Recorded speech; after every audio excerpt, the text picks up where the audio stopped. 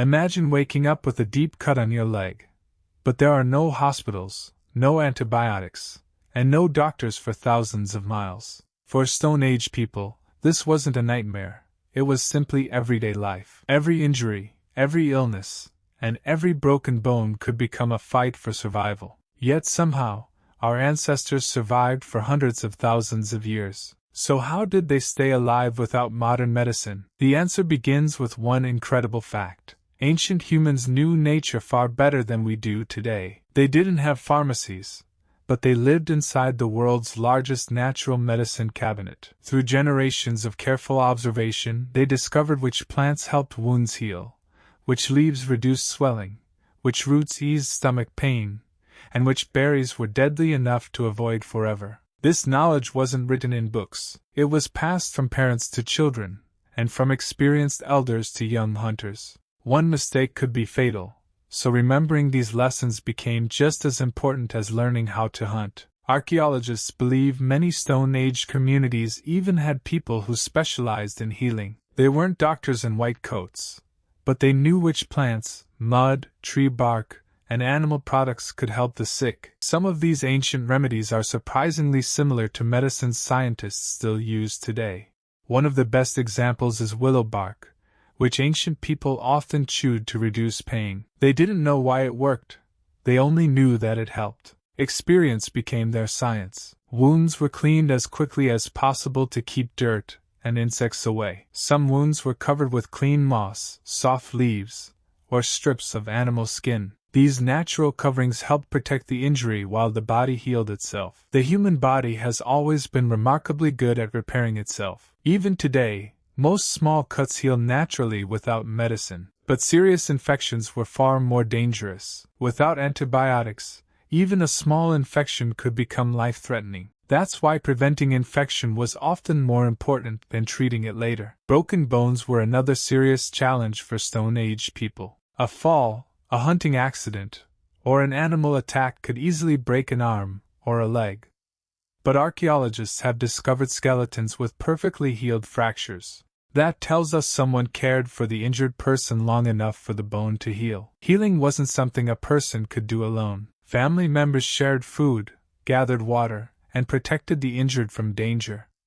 Survival depended on cooperation as much as strength. In many ways, caring for each other became one of humanity's greatest survival skills. Ancient humans also learned that fire could help keep sickness away. Heat dried wet clothing, warmed cold bodies, and made camps safer during harsh weather. Clean drinking water was just as important as healing herbs. Choosing a safe place to live often meant fewer illnesses and a better chance of survival. Good hygiene mattered far more than most people imagine. Keeping wounds clean greatly increased the chance of surviving an injury. Some ancient people even performed surprisingly advanced medical procedures. Archaeologists have discovered skulls with carefully drilled holes that later healed. This procedure is called trepanation. We still don't know exactly why they performed it. It may have been used to treat head injuries, relieve pain, or for spiritual beliefs. Whatever the reason, many patients survived long enough for the bone to heal. That tells us Stone Age healers were often far more skilled than we once believed.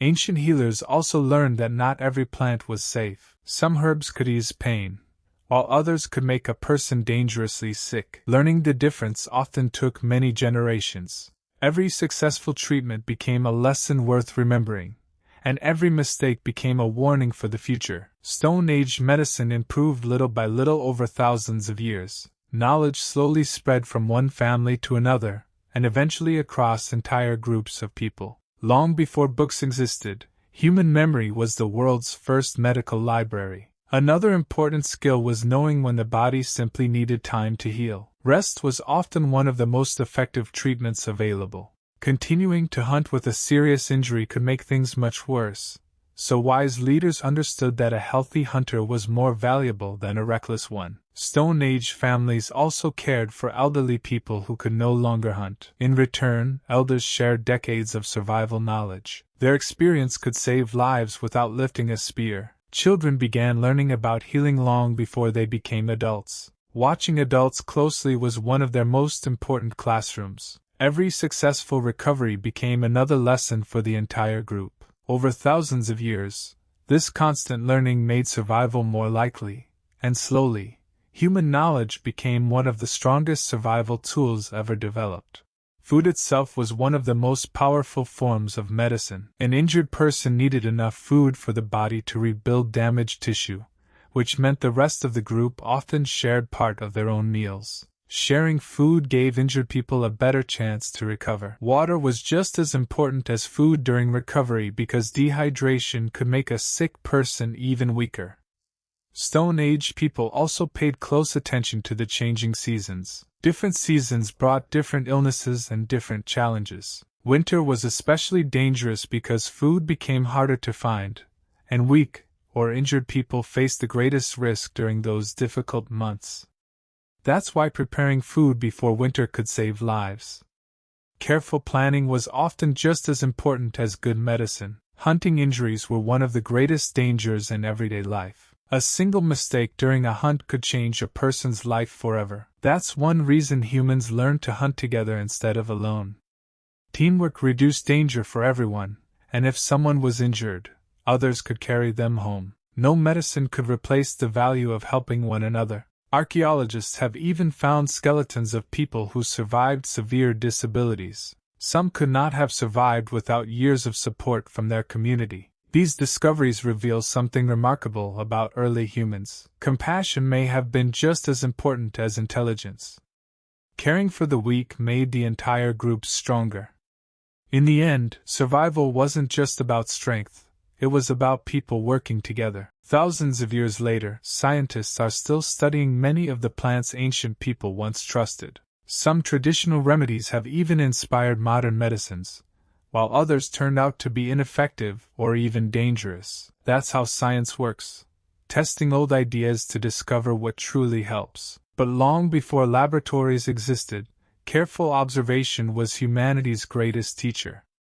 Every generation added a little more knowledge than the one before, and those small discoveries slowly became the foundation of human medicine.